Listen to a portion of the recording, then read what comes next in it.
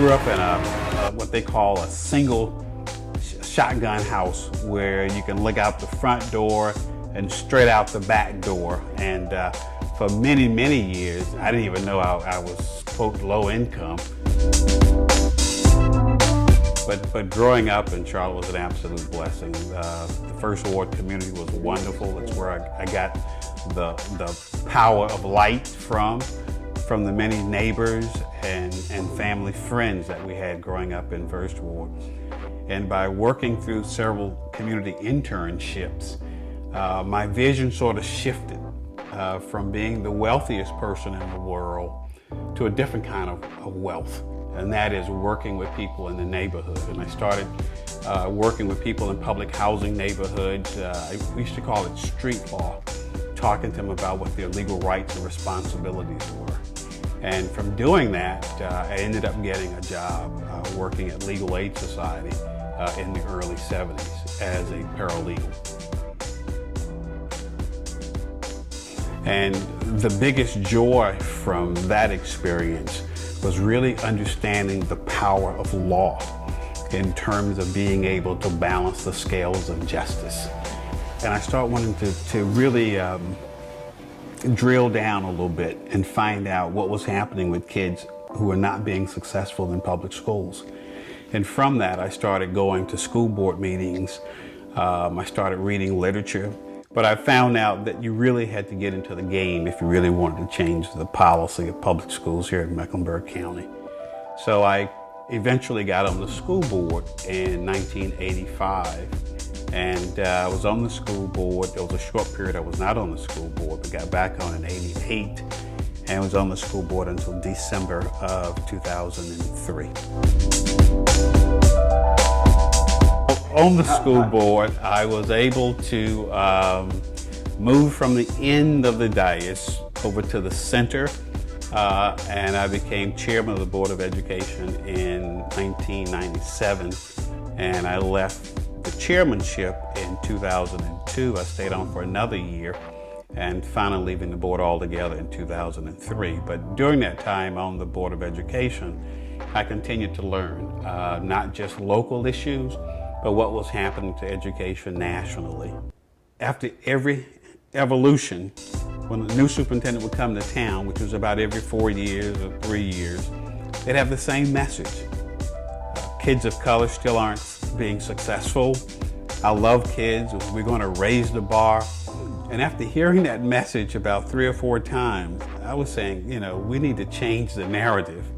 And I started pushing for more accountability and pushing for data. Many times when I would be reporting into work, I'd go into work at 7:30 so I could be in the office and available because schools open quite early. And I'd be going up on the elevator and Arthur would be coming down on the elevator. He had been there for an hour or so already, into the business of education.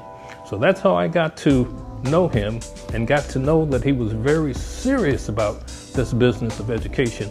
So we had some specific metrics as a Board of Education, and I'd like to look back and think that that was a moment in history where we really accelerated moving the needle for all those youngsters that those previous superintendents had talked about, helping that we could see that needle move and see youngsters actually being successful at a greater number and at a greater level than had been before I got on the Board of Education. My very last award reflects my success in the corporate world. I was able to achieve 101% of my targeted revenue number in December of 2014. That revenue number was $670 million. That was really a pinnacle in my experience working for McGraw-Hill.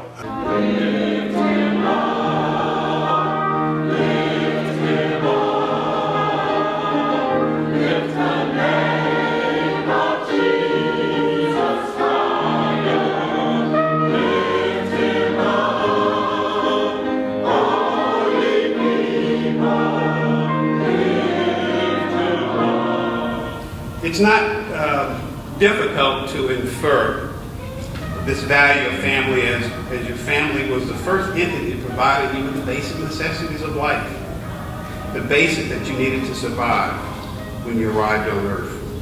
When you were born, you depended on family to feed you, to shelter you, to nurture you, to clothe you, but most importantly, to love you.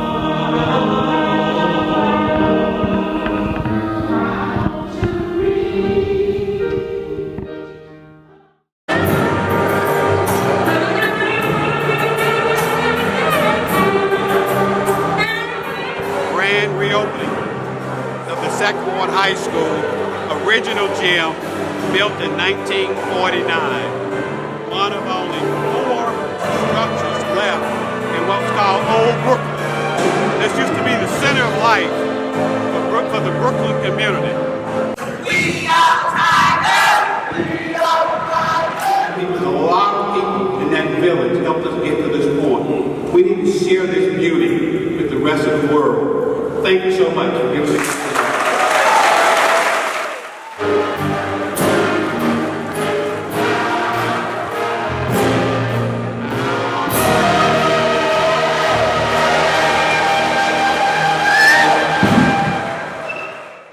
By being in Vietnam, by being in that little community, little shotgun house, and moving over to the condominiums called Fairview Homes, you learn to value life.